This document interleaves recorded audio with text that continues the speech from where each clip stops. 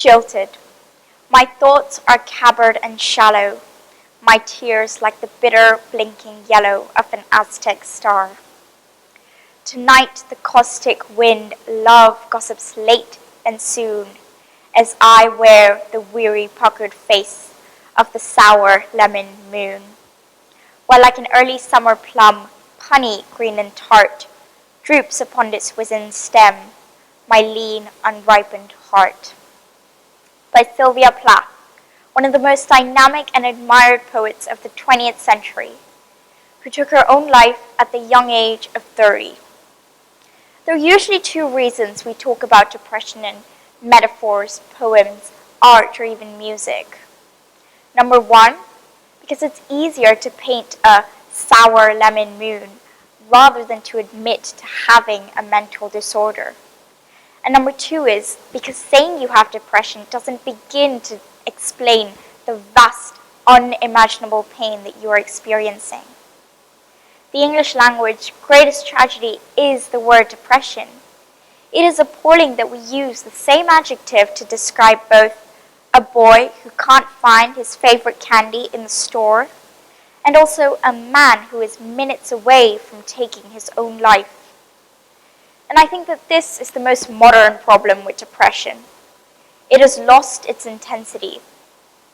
While the evolution of depression from the 18th century madness to our modern day awareness is something I'm sure we are all grateful for, we must remember the responsibility we have. We are accountable for what the future generations will know as depression.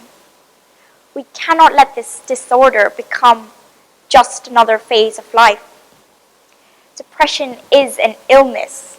It is the leading cause of disability worldwide, and suicide is a direct result of this disease. The CDC reports that around 22% of high schoolers have seriously thought about taking their own life. That's roughly 1 in 5 teenagers who have seriously considered killing themselves. Depression is an illness that can cause death. It must not lose its severity when we talk about it. I recently saw a post of a cartoon. It had an interviewer and an interviewee. The interviewer asks, "Where do you see yourself in a year's time?" And to that the interviewee replied, "Highly positioned." But above this man's head was a thought bubble, in which had a picture of him hanging from a noose, lifelessly positioned, but highly positioned. The caption of that post was, "Every teen from Gen Z at a job interview, LMAO." But there was a comment that said, "You have to stop with the suicide jokes." Unfortunately to that, someone replied, "Don't worry, it will soon," with a gravestone emoji. Today, the internet is flooded with memes about depression, with jokes about a declining mental health, and a new phenomenon called casually suicidal, as Sarah Liberty accurately termed it. But these jokes don't come from a person with a simply bad sense of humor. They come from a person struggling to articulate their truth. And they come because of us as a society struggling with accepting that naked candor of powerful human emotion. Humor is only a band-aid to this broken bone. A lot of us can relate to the battle of depression, whether we have fought with it in the past or are fighting now. We all know that these jokes are only a mask to hide the seriousness of depression and its effect on one's life. And while these jokes may temporarily hide the pain, it cannot permanently erase the pain. So when we talk about depression, we have to remember the seriousness it holds. And the actuality about hiding from the truth of depression is that it only worsens the condition immensely. Depression is like a knot in the string of life. And when you ignore it, it only gets tightened. It only strengthens the knot until one day, finally, the string snaps. My first meeting with depression was through my best friend. Her name's Ellie, and I promise you she's the liveliest person you will ever meet. Her energy is so affectionate and always has filled up a room whenever she walked into it. One day, little grade 7 Ellie and I were laughing our stomachs off. It was like little kids high on sugar. And then suddenly, so abruptly, she stopped and said, "Sarah, I can't laugh anymore." Being my naive self, I smiled wide and said, "Oh, stop, I'm not that funny." And then she said in a very panicked but also angry tone, "No, you just don't understand."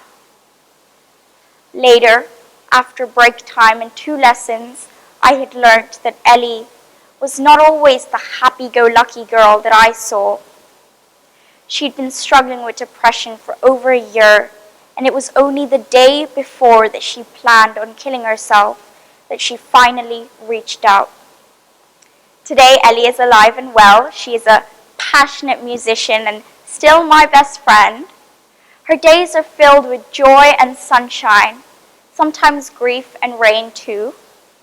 Her new reality is carefully put together with therapy and sometimes medication. Ellie has shown me what it is to be brave. When I was asking Ellie if I could use her story in my speech, she said to me, "Sarah, I didn't know how to speak. I never planned on telling you what I was feeling that day. But tell them to speak, even if they don't know how to." I often wonder what would have happened if she hadn't burst of desperation in that moment. I don't know if I would still have my best friend here with me today. I think it's also important to mention that depression includes sadness, but sadness is not depression. Sadness, while isn't our favorite emotion, is a very normal part of the human experience. It is vital that we have moments of little heartbreak to know where the joy in life is, to even know what joy means. If your friend moves far away, if you catch a cold, or even if you fail a test, and other life experiences like these are only bound to make you feel a little upset. I'm not in any means implying that wrestling with the feeling of sadness is an easy ride, but it is when this short sadness turns into debilitating hopelessness, into a monster of intrusive thoughts, into what feels like a paralysis of one's body. It is then we must force ourselves to reach out for help. A person with depression is often absolutely convinced of the false reality they have created. They really do believe that no one loves them, they are incapable of success, and that there is no point in life. The blind belief of this deception is what makes depression so hard to recover from.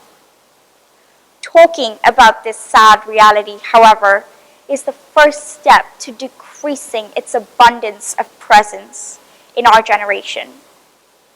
When you talk about mental health struggles, you create a ripple of change that inspires others to talk about their struggles too. You not only become the hero of your own story, you become the catalyst in someone else recognizing that they can become the hero of their own story.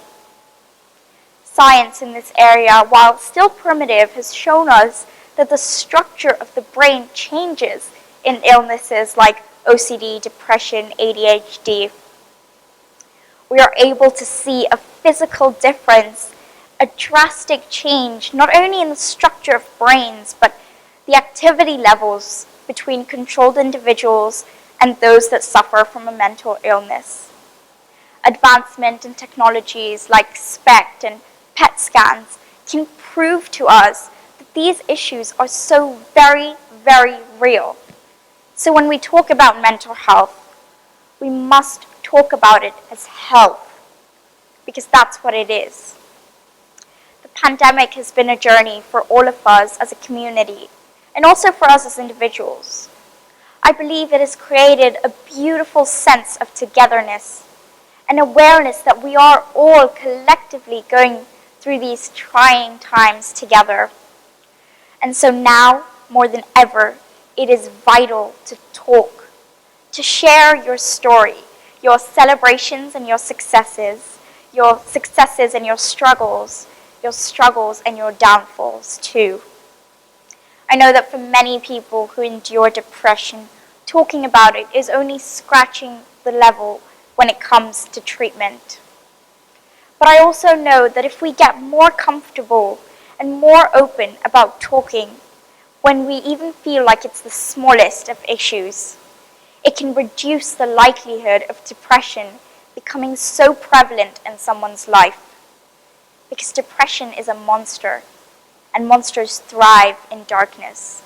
So it is time to shed light on these parts of ourselves we keep so well hidden. It's time to take off the mask. Being honest about depression, whether you are struggling or have struggled with any mental illness, is so freeing as much as terrifying. It is freeing like a weight lifted off your shoulder. It is freeing like taking off the mask after a busy, busy day. As Zora Neale Hurston once said, if you are silent about your pain, they'll kill you and say you enjoyed it. Many of us have danced with the demons of the mind. So let our lesson be there is so much strength in vulnerability, and there is so much power and ease in being seen as real and as raw as you truly are. Thank you.